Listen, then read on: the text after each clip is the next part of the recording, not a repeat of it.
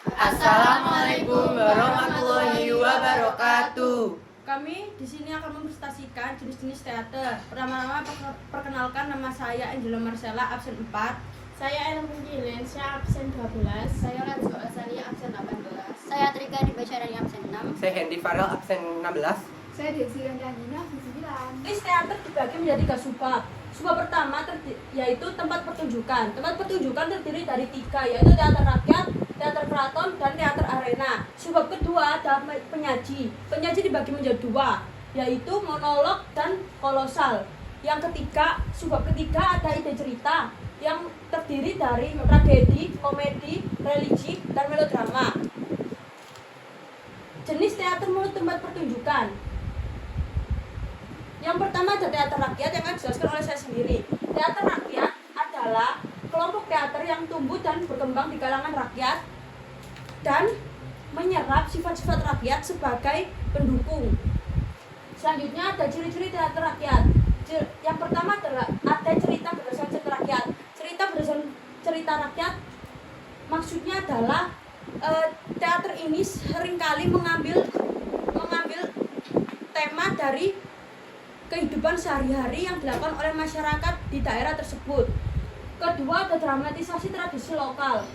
Teater ini seringkali menggambarkan tradisi, mitos, dan cerita rakyat yang dikenal oleh rakyat itu sendiri. Ketiga ada partisipasi masyarakat. Teater ini seringkali mengambil peran masyarakat sebagai penonton serta pemain dalam agar ikut berpartisipasi dalam cerita tersebut. Keempat ada penggunaan bahasa sehari-hari. Kelima ada penggunaan musik dan tari tradisional. Musik dan tari tradisional di sini memiliki fungsi sebagai penambah keunikan serta keindahan. Selanjutnya ada contoh dari teater rakyat. Yang pertama ada ludruk. Ludruk adalah seni teater yang berasal dari Jawa Timur, yang mana jenis teater ini diperankan oleh tokoh wanita dan pria.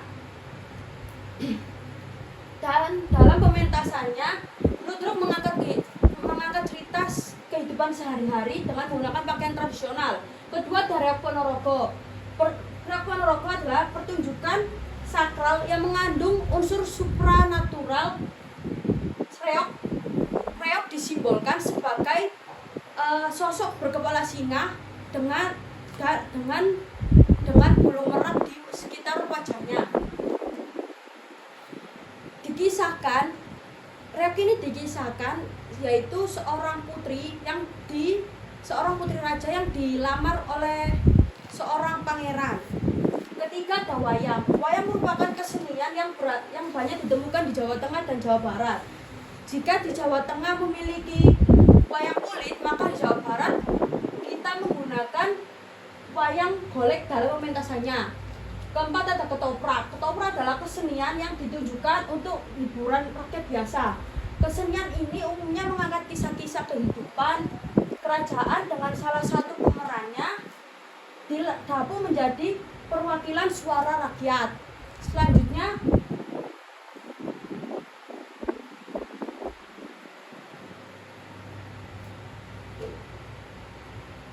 ada teater keraton yang akan dijelaskan oleh Henry.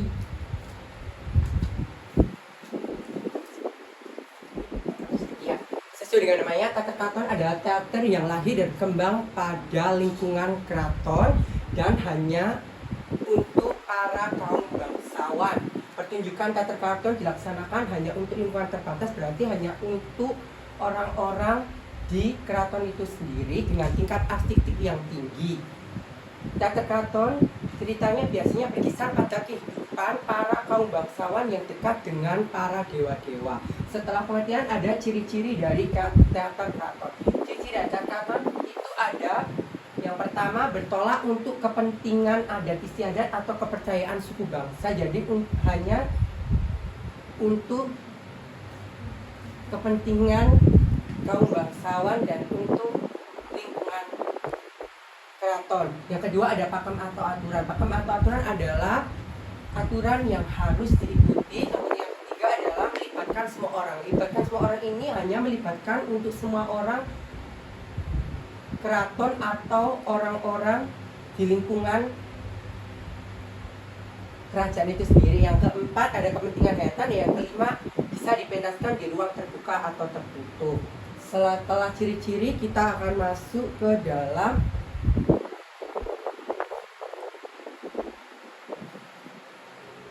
jenis-jenis teater keraton. Wayang boneka. Wayang boneka meniru dengan menggunakan boneka 3 dimensi atau 2 dimensi seperti wayang sebagai pelaku ceritanya yang meniru manusia. Teater wayang sendiri ialah sudah ada pada zaman kerajaan. Wayang disebut juga dengan sebutan boneka yang meniru manusia. Atau seperti contohnya adalah wayang kulit sebagai pelaku utamanya. Wayang boneka menurut sejarahnya mungkin lebih dahulu dibanding dengan wayang orang. Ternyata wayang bukan hanya di Indonesia, tetapi sudah dikenal di berbagai negeri seperti Cina, Thailand, India, Malaysia, dan juga Turki. Arti kata boneka atau wayang sendiri sebagai seni pertunjukan peradaban Jawa yang kerap diartikan sebagai bayangan yang dapat bergerak sesuai kisah yang dihidupkan oleh dalang. Setelah wayang boneka ada yang kedua, itu wayang orang. Wayang orang sudah ada pada abad ke-10 Masehi. Wayang orang ini muncul di zaman Mataram dan Hindu. Wayang orang juga disebut juga dengan wayang wurung, di mana ia yang dikenal bentuk wayang boneka. Jenis teater wayang ini ditambah dengan munculnya teater tari topeng atau sebuah raga. Seperti di Keraton Yogyakarta, pertunjukan wayang wong ini masih dilakukan dalam rangka upacara-upacara keraton yang dihadiri oleh para kaum bangsawan seperti raja, para tamu undangan, dan serta penonton biasa. Naskah teater wayang wong ini terdiri dari serat kondo dan juga serat pocapan. Yang ketiga ada Langen Madrawana. Kedua jenis teater ini bukan asli dari teater keraton, tetapi berasal dari lingkungan teater. Langen dia berasal dari kesenian Jawa yang berbentuk drama tari yang pertama kali muncul dan diciptakan oleh RT Purwadinirat. Dialognya mempunyai ciri khas menggunakan tembang, artinya para pemain tokoh cerita ketika sedang berdialog menggunakan tembang Macapa. Tari Langendria tak mudah untuk dilakukan karena tari Langen Madrawana ini mempunyai gerakan tari yang cepat, maka dari itu para penari harus mempunyai stamina dan juga fisik yang kuat untuk menari. Dialog dalam cerita ini sangat berkaitan sekali dengan nilai sastra. Setelah teater keraton, lanjut ke teater ini gambar-gambarnya. Dari teater keraton tadi itu yang selanjutnya ada teater arena. Teater arena akan dijelaskan oleh Lajwa. Di sini saya akan menjelaskan tentang teater arena. Teater arena juga dikenal sebagai teater putar. Teater yang memiliki panggung di tengah ruangan dan penonton duduk di sekelilingnya. Teater ini menciptakan pengalaman teater yang lebih intim dan melibatkan penonton secara lebih langsung. Next. Berikutnya ini ada ciri khas teater arena. Yang pertama itu dilakukan di ruangan terbuka. Dilakukan di ruangan terbuka itu teater dilakukan di ruangan terbuka dengan bisa melihat dari berbagai arah. Yang kedua ini ada panggung tengah. Panggung tengah ini panggung di tengah ruangan dengan penonton yang duduk di sekelilingnya. Yang ketiga ini tidak ada tirai. Secara umum teater arena ini tidak menggunakan tirai besar dan menggunakan seperti tirai proscenium. Yang keempat ini ada desain panggung sederhana. Teater arena cenderung memiliki desain yang lebih sederhana karena harus bisa diakses dari segala sudut pandang. Yang kelima ini ada interaksi dekat dengan penonton. Pemilihan panggung lebih dekat dengan penonton menciptakan pengalaman yang lebih intens. Terus di sini ada jenis-jenis teater arena, ada 4, yaitu yang pertama itu full arena, 3/4 arena, ali teatre, dan teatre. Yang pertama itu full arena. Full arena itu penonton duduk di sekeliling menciptakan pengalaman intim dan memungkinkan adegan dari segala sudut. Yang kedua itu ada 3/4 arena. 3/4 arena sendiri itu sebagian besar penonton berada di sekitar 3 sisi panggung yang memungkinkan variasi adegan dengan interaksi yang dekat. Yang ketiga ini ada ale teatre, yaitu teater diputar 3/4. Ale teater sendiri itu panggung melebar ke depan di antara penonton sehingga memberikan kesan bahwa penonton duduk di sekeliling 3 sisi punggung.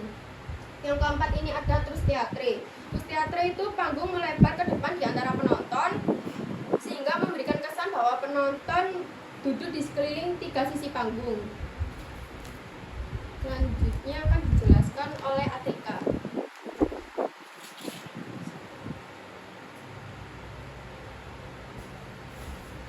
Selanjutnya ada jenis teater menurut penyaji, yaitu monolog dan kolosal yang akan dijelaskan oleh Atika. Nah, yang pertama ada monolog. Jadi monolog sendiri itu adalah bagian dari pertunjukan di mana seorang aktor atau karakter akan menyampaikan pidato panjang tanpa adanya interaksi langsung dengan karakter lain.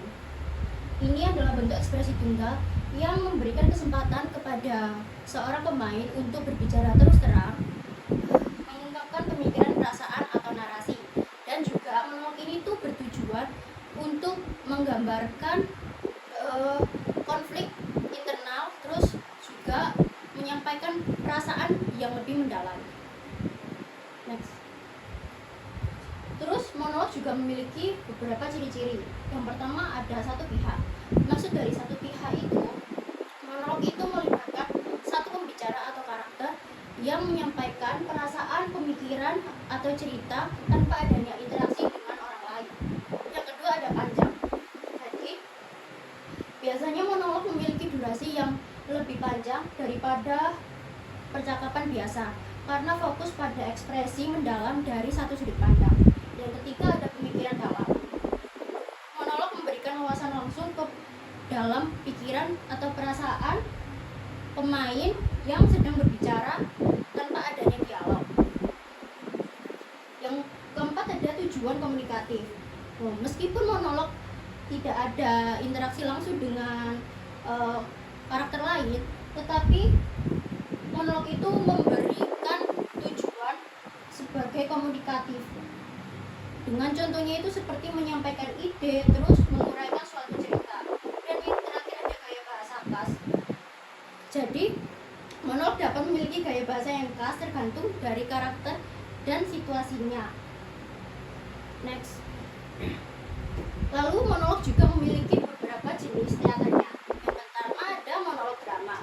Dalam monolog drama itu biasanya digunakan dalam konteks pertunjukan, teater untuk menyampaikan pemikiran, perasaan, atau pengenalan si tokoh utama.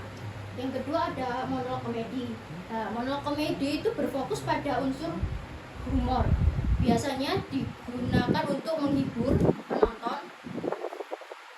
penonton dengan cara memberikan hal-hal yang lucu atau menghibur. Terus monolog tragis. Monolog tragis itu digunakan untuk menyampaikan perasaan penderitaan, kesedihan, dan kehilangan. Nah, biasanya itu digunakan dalam konteks cerita tragis. Dan yang keempat ada monolog teater satu orang. Biasanya disebut juga solo performance. Nah, di mana itu seorang pemainnya itu akan memerankan teater secara individu atau perorangan. Jadi semuanya itu dia yang melakukannya. Terus yang kelima ada monolog interaktif. Nah, monolog interaktif itu melibatkan interaksi langsung dengan penonton. Jadi si pemain itu akan bisa berkomunikasi dan meminta tanggapan kepada mereka. Dan yang terakhir ada monolog puisi atau sastra. Jadi monolog puisi atau sastra itu menyampaikan puisi atau teks sastra secara solo, seringkali dengan perasaan yang mendalam gitu. Selanjutnya yaitu ada kolosal yang akan dijelaskan oleh Desti.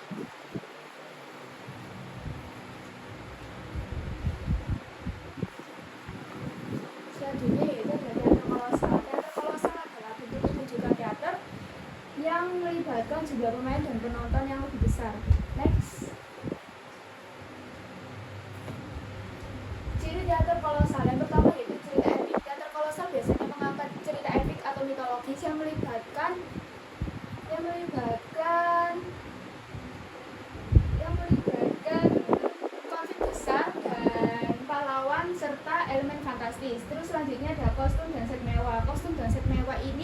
dirancang dengan sangat rinci dan sangat mewah gunanya untuk menciptakan suasana yang sesuai dengan setting epic. Terus selanjutnya ada pertunjukan di luar ruangan. Teater kolosal ini dipertunjukkan di luar ruangan gunanya untuk menciptakan pengalaman yang dramatis. Selanjutnya ada musik dan efek khusus. Musik dan efek khusus ini gunanya untuk menciptakan suasana dramatisasi pertunjukan. Memiliki durasi yang panjang, teater kolosal ini seringkali memiliki durasi yang lebih panjang. Terus di sini ada jenis-jenis teater kolosal. Yang pertama yaitu teater epik atau mitologis. Mengangkat kisah-kisah epik atau mitologis dengan skala produksi yang besar. Selanjutnya ada teater sejarah atau revolusi, menyajikan peristiwa sejarah penting dan momen revolusi dengan skala yang dramatis. Selanjutnya ada opera dan musikal kolosal. Opera dan musikal kolosal itu adalah pertunjukan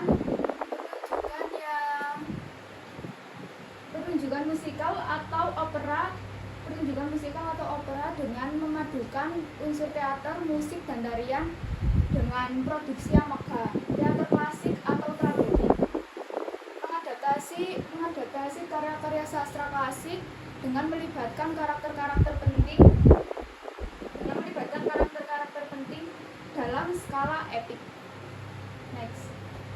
Di sini ada contoh teater kolosal.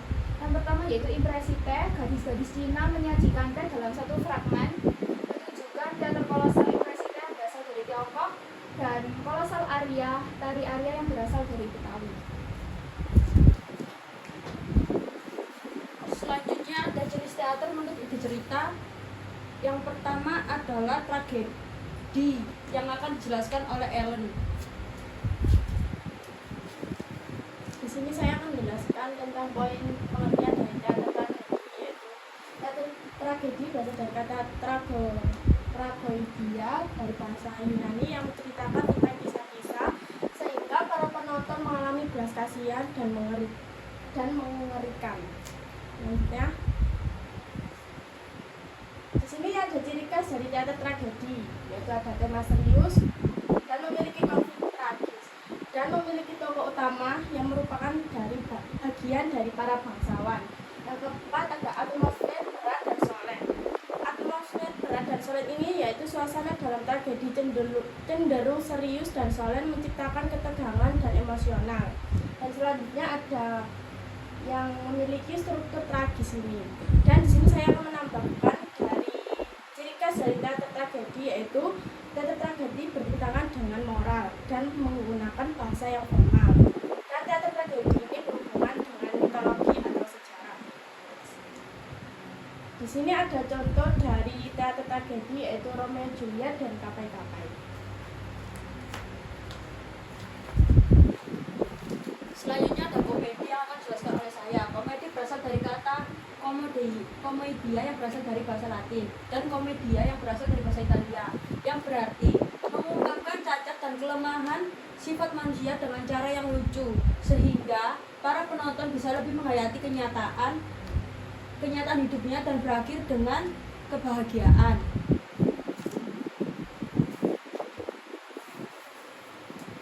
Selanjutnya di sini saya akan menjelaskan ciri khas teater komedi. Yang pertama itu ada humor dominan. Humor dominan itu unsur humor yang menjadi fokus utama dalam teater komedi. Yang kedua ini ada dialog lucu. Dialog lucu itu teater umum yang mengandung dialog kocak dan penuh kejenakaan untuk memancing tawa penonton. Yang ketiga itu ada situasi kocak. Situasi kocak itu cerita dalam teater komedi yang sering melibatkan situasi-situasi yang kocak dan tidak terduga. Yang keempat ini ada penggunaan fisik dan visual. Gerakan tubuh, mimik wajah, dan ekspresi visual sangat penting dalam memperkuat unsur komedi. Yang kelima ini ada akhir bahagia. Akhir bahagia itu seperti ini. Selanjutnya dijelaskan oleh Adika.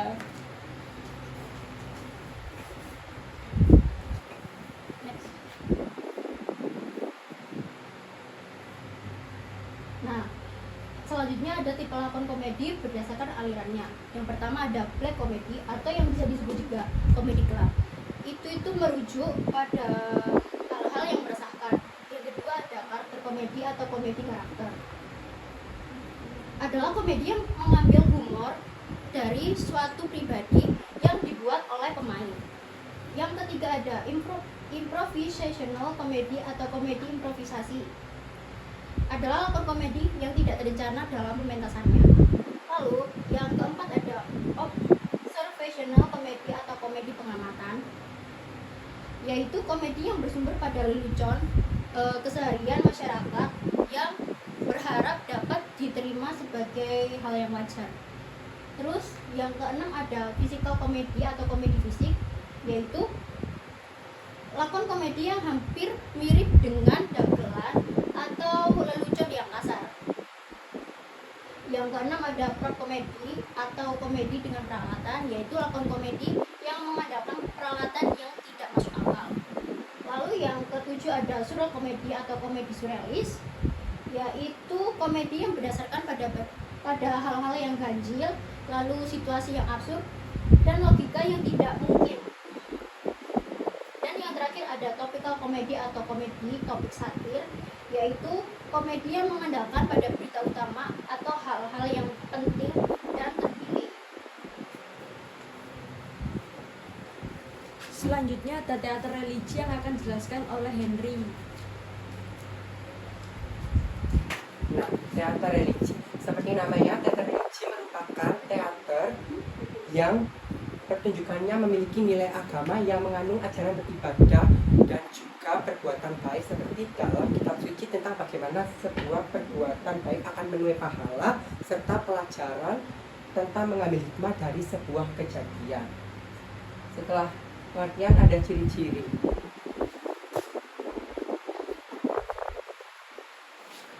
Di sini ada ciri umum teater religi. Yang pertama yaitu tujuan edukasi dan spiritualitas, untuk menyampaikan edukasi dan pemahaman spiritualitas kepada penonton. Yang kedua ada musik dan tarian religi. Musik dan tarian religi ini gunanya untuk menyampaikan suasana spiritualitas. Terus yang ketiga penggunaan bahasa suci. Menggunakan bahasa suci dalam teater religi itu merupakan bagian dari naskah teater. Terus tujuan moralitas, gunanya untuk menyampaikan pesan moral dan etika kepada penonton sesuai dengan ajaran agama. Kesakralan pertunjukan seringkali melibatkan ritual-ritual dan moral-moral keagamaan.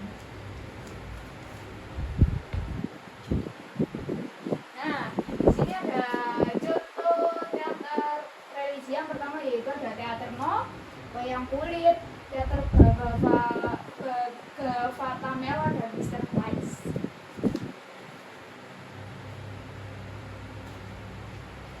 Selanjutnya ada melodrama yang dijelaskan oleh Ellen.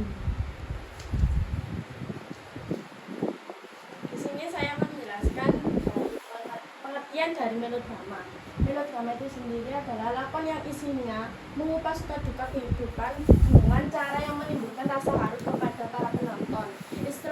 Istilah lain dari melodrama berasal dari bagian sebuah opera yang menggambarkan suasana sedih atau romantis dengan diiringi musik atau lagu.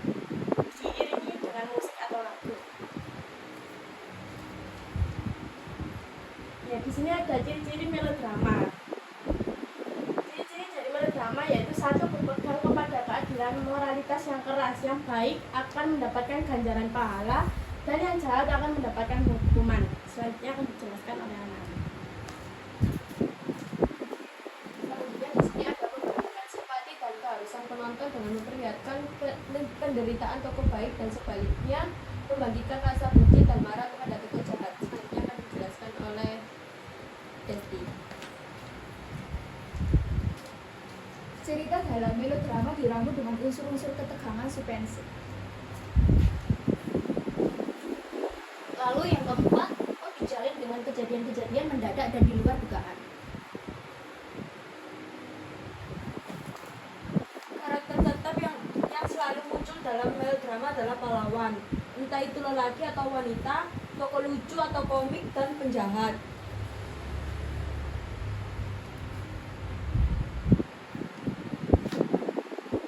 Selanjutnya contoh dari melodrama yaitu Pygmalion. Pygmalion adalah sebuah kisah dari Yunani yang menceritakan tentang seorang pematung yang jatuh cinta dengan patung buatannya sendiri.